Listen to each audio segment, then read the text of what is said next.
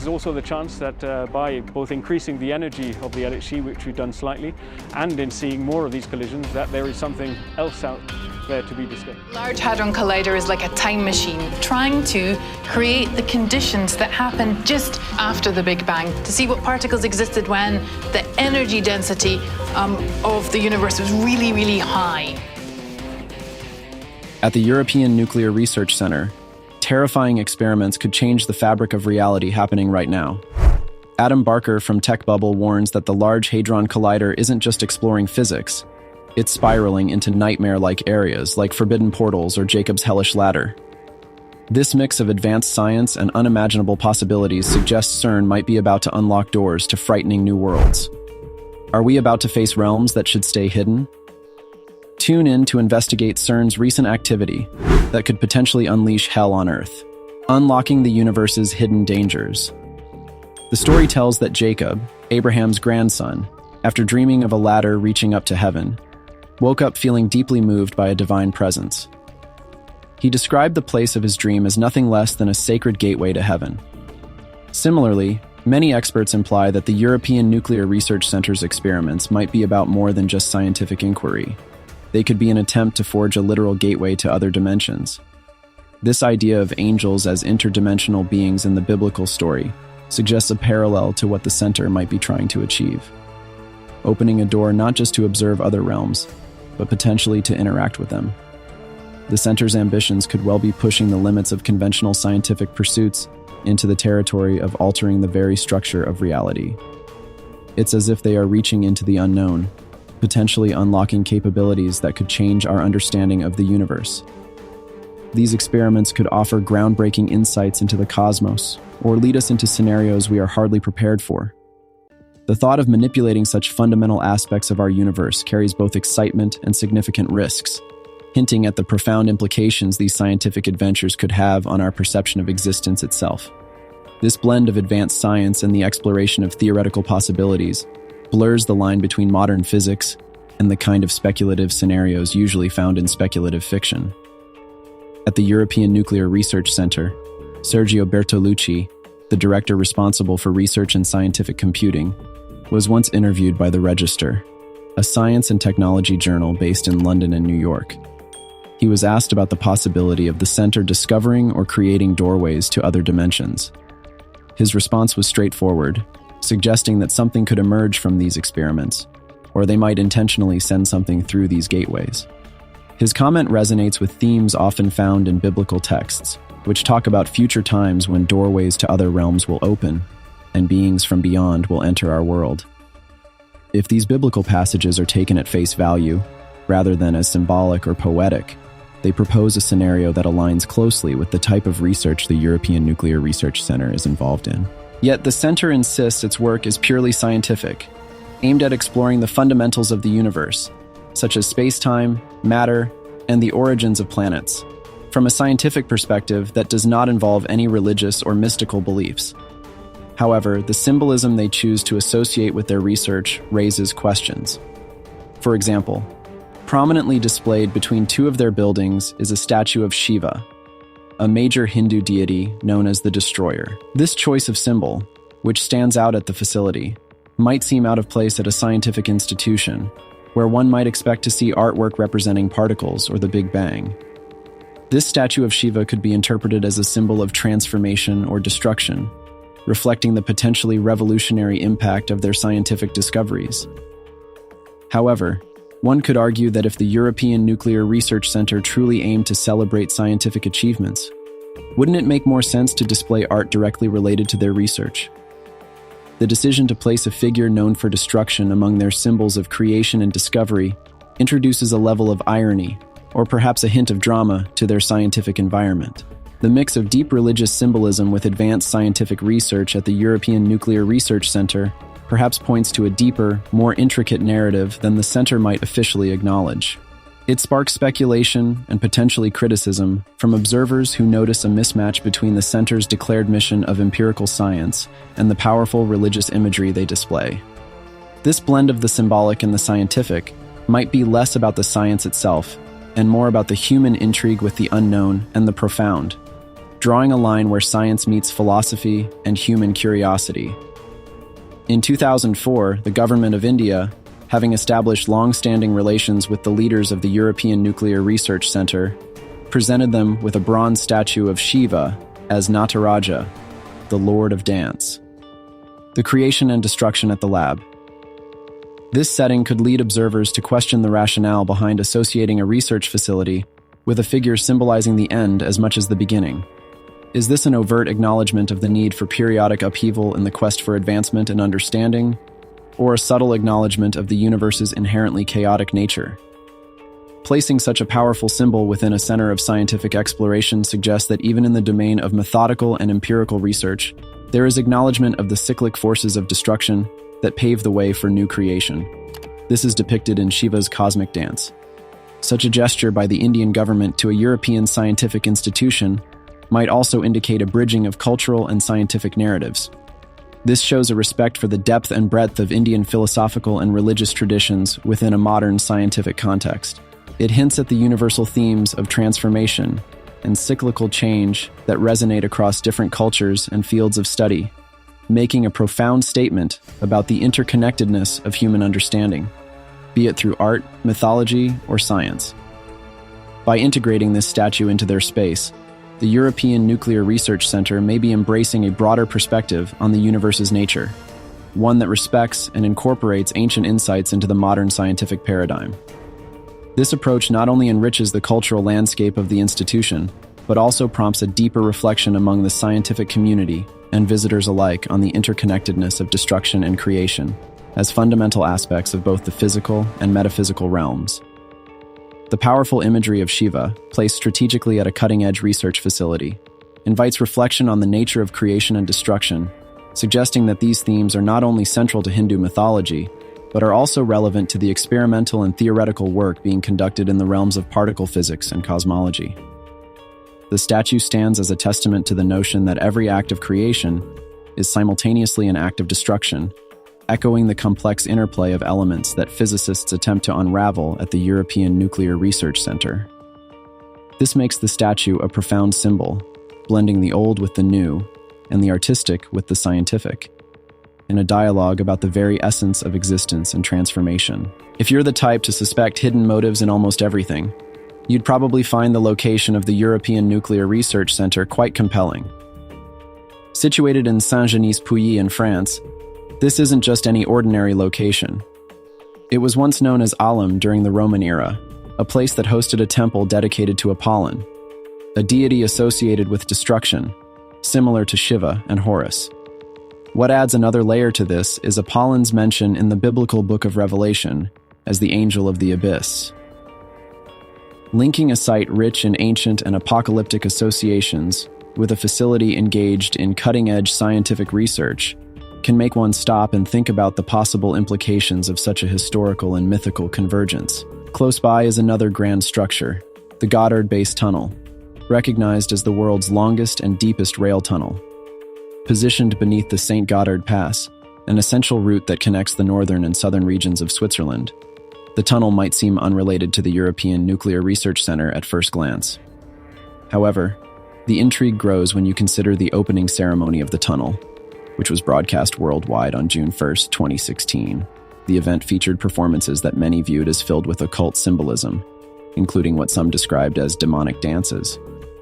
The ceremony included an interfaith blessing conducted near a statue of St. Barbara, who is venerated as the patron saint of miners. The mix of religious symbols with dramatic and somewhat unsettling performances could suggest there's more to these projects than meets the eye. Opting to infuse a purely engineering achievement with such a richly symbolic and theatrical ceremony could imply a layer of meaning or intent that extends beyond mere technical feats. Such events and their rich tapestries of symbolism encourage a deeper examination of not only what is presented, but also the potential currents that run beneath the surface. The juxtaposition of modern scientific endeavors at the European Nuclear Research Center with the mythologically charged site of the ancient Apollon's temple presents a fascinating clash. One might wonder if this is simply a coincidence, or if there's a deliberate weaving of historical and mythological elements into the narrative fabric of these scientific and engineering landmarks. This blending could be seen as either a profound acknowledgement of the interconnectedness of human efforts across ages, or as a cynically calculated strategy to cloak ambitious contemporary projects in the revered narratives of ancient legends. It is possible to endow them with a grandeur and significance designed to capture global attention and admiration. Moreover, the decision to layer such symbolism, particularly in a place that probes into the very core of existence, might suggest a recognition of the eternal interplay between creation and destruction, a theme resonant through human history. Whether these elements are mere artistic embellishments or indicative of deeper, perhaps hidden motivations, they certainly provide ample material for the critically minded observer to question the layers of meaning behind what is publicly displayed in these grand scientific and technological endeavors. The old Temple of Apollon and the mystical Gotthard Tunnel ceremony suggest the European Nuclear Research Center blends ancient stories with modern science. The myth at the Gotthard Base Tunnel. Exploring these themes further, the selection of such a charged setting for a center that explores fundamental particles and forces of the universe is intriguing. Is this location choice a mere nod to cultural heritage? Or does it reflect a deeper philosophical or even spiritual alignment with themes of apocalypse and renewal? The use of symbols associated with ancient deities and apocalyptic prophecies in the context of a high-tech scientific setting can be seen as a bold statement on the continuity and transformation of human thought, bridging the gap between past mythologies and contemporary scientific inquiry. These considerations open up a field of speculation and critical thought about how modern institutions utilize ancient symbols and stories to frame, and perhaps enhance, their scientific narratives. The incorporation of such profound and sometimes dark symbolism into modern scientific ceremonies could be interpreted as an attempt to resonate with deeper human experiences and concerns, connecting the exploration of the physical world with timeless questions about the universes and our own origins and destinies. Bringing these elements together, a research center on a site dedicated to an ancient destroyer, and a tunnel inaugurated with rituals that evoke deep and dark symbolism, one can't help but wonder about the underlying themes linking these modern scientific and engineering feats with old myths and dark legends.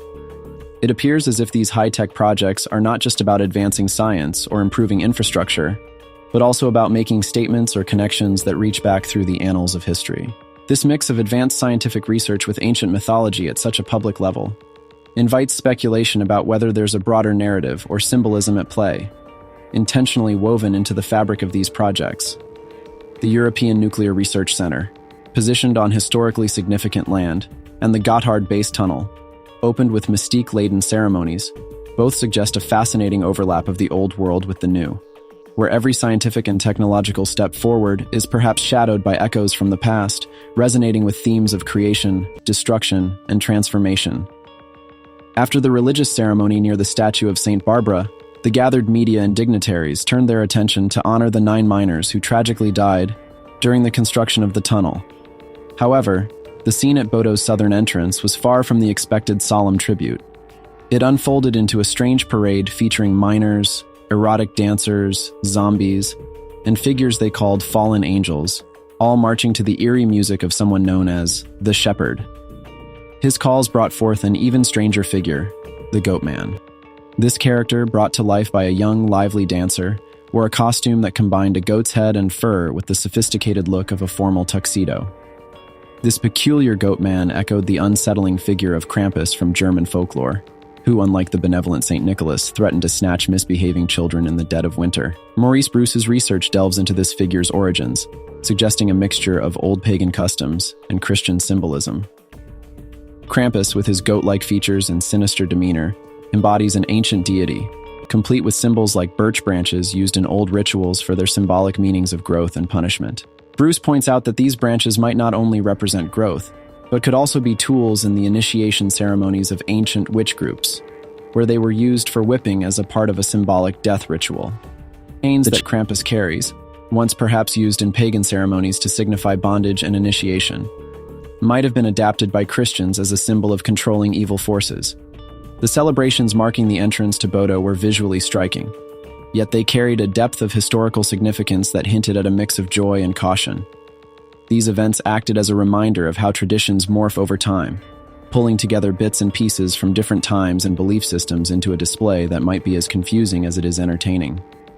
The attendees were left to ponder the intricate mesh of history that shapes our modern festivities, thinking about how old rituals and symbolic figures find their way into today's cultural scenes, mixing elements of fear with the celebrations. This interaction between the historical and the current in depicting figures like the Goat Man underscores the ongoing negotiations between ancient beliefs and their place in today's world. Showing Goat Man, dressed in a neat suit but with a goat's face and a tongue sticking out, shows a mix of fancy dress and old symbols. This figure merges modern fashion with ancient imagery, reflecting a common theme found in old myths across various cultures, including Mayan, Hindu, Babylonian, Egyptian, and Greek. This theme is also seen in the British emblem, which features a lion and a unicorn with their tongues sticking out, a gesture that often signifies untamed, wild forces, potentially tied to ancient fertility rituals or more obscure, darker rites. Expanding on this, the Goat Man at Bodo's festivities is not just a visual curiosity, but also invites viewers to critique how modern societies repackage mythological and historical symbols. His outfit, which combines the polished look of a tuxedo with the wild, almost savage features of a goat, forces onlookers to confront the juxtaposition of civilized norms with our more primal instincts. It questions the limits of tradition and modernity, showcasing how they can exist together, but also highlighting the inherent contradictions in trying to blend the two seamlessly. Combining old symbols with new science at the Goddard Tunnel's opening hints at a deeper link that goes beyond just technology. The time capsule of hell. The depiction of such a figure in a current festival setting prompts a reconsideration of the roles these mythical figures occupy in our collective consciousness. Are they simply relics of ancient superstitions? Or do they serve a deeper need to connect with our more untamed, instinctual sides? The ambiguity of the Goat Man, straddling the divide between animal and human, past symbol and modern spectacle, challenges observers to think about what these figures represent in today's cultural landscape. More broadly, the use of ancient symbols in contemporary celebrations can be seen as a clever, if somewhat cynical tactic by cultural organizers to captivate a varied audience. By embedding complex historical and mythological references within the appealing format of a festival, not only do they provide entertainment, but they also subtly educate the public about their cultural heritage. However, one might question whether this fusion dilutes the original meanings of these symbols, turning them into mere attractions for entertainment rather than respected elements of a rich cultural fabric. This interaction between the past and the present, the revered and the commonplace, reflects a wider cultural negotiation. The past is not just preserved, but actively engaged with, reshaped, and sometimes even commercialized to maintain relevance in a swiftly evolving world. The Goat, as a figure at Bodo's celebrations, embodies this dynamic, standing as a symbol of the layered, evolving, and sometimes commercially exploited nature of our cultural heritage today. Maurice Bruce once linked this image to the horned god, an archetype of wilderness and unchecked vigor, which strangely connects to the modern scientific pursuits at the European Nuclear Research Center. Peculiar juxtaposition of a mythical creature associated with nature and fertility rites at a high-tech scientific facility, particularly during the Gotthard Base Tunnel's opening, suggests more than just a cultural celebration. It insinuates a deeper, perhaps intentional invocation of old symbols of power and transformation right in the heart of contemporary technological advances. Researchers like Josh Peck and I have explored the deeper implications behind massive engineering projects like tunnels and particle colliders. Rather than mere scientific or transportation advancements, we argue that these might be part of a broader, more esoteric agenda. The ancient stories that influence modern science. Moreover, the cultural and historical references embedded in the ceremony reach back to ancient civilizations that once occupied the European landscape. Figures like Nimrod, Apollo, and Abaddon, known in different contexts for their godlike powers and sometimes destructive capacities. They are linked through folklore and religious texts to the same regions influenced by the Greek and Roman empires, and even to Celtic traditions in France with gods like Atepidomus. Connections are not merely coincidental, but are carefully woven into the fabric of the ceremony, creating a narrative that ties the cutting-edge scientific work at the European Nuclear Research Center to a much broader and older cultural heritage. Elaborate display during the Gotthard Tunnel inauguration did more than just mark the completion of a major infrastructure project. It is a dramatic reenactment of ancient myths and rituals, suggesting that modern humanity's quest to penetrate the questions of the physical world might also involve an element of reconnecting with its mystical past. The fusion of these ancient symbols with modern scientific imagery in the ceremony was likely intended to provoke reflection on the part of the viewers, challenging them to see beyond the surface of technological achievement to the philosophical and perhaps spiritual inquiries such exploration might entail. The ceremony was a theatrical, highly choreographed reminder of the human fascination with the unknown, both in the scientific sense and in the metaphysical or spiritual realms. It suggests that our efforts to explore and understand the physical universe are paralleled by an ongoing dialogue with our cultural and spiritual histories, where figures like the Horned God and Melkart symbolize not just myths of old, but are emblematic of the perpetual human quest to explore, understand, and perhaps control the forces of nature and existence itself. In the tangled web of myth and modern science, Apollo Atopotamus stands out as a figure combining ancient symbolism with contemporary locations. In this way, the intersection of Apollo Atopotamus's symbolism with the aims of modern particle physics not only bridges eras, but also blurs the lines between scientific discovery and mythic destiny. Is the European Nuclear Research Center really just about science, or are they opening gates to other dimensions? What do you think? Don't forget to like and subscribe for more thought-provoking content.